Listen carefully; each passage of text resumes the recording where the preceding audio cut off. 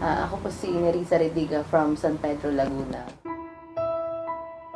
Nagkaroon ako ng H-mole or Kiawa na tinatawag nila. Nag-start kasi yon December na nag-stop yung menstruation ko. Nag-PT ako. Then, nag-result ng positive sa pregnancy test.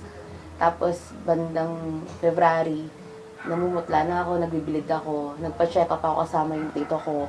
Yung sabi ng OB sa akin, i-ultrasound ako kasi wala daw heartbeat ng baby na naririnig sa tiyan ko. Then, ino-offer niya sa akin na magpa-RASPA ako and chemotherapy. Tapos, hindi ko siya ginawa kasi yung time na yon nag-aaral ako. After a month, nagpa-consult ulit ako sa PGH naman. Pagka-check up sa akin, hindi na ako pinauwi. In-admit ako diretso. Tapos after 30 hours, tinanggal na nga yung sa akin, H-mole.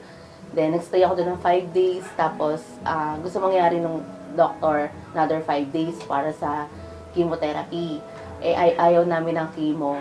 Tapos, after 2 months, i-introduce sa akin ng tito ko yung magnetic napkin, yung sa long reach.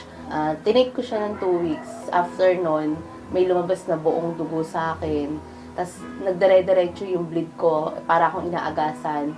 Pero wala akong nararamdaman na masakit sa akin or ano.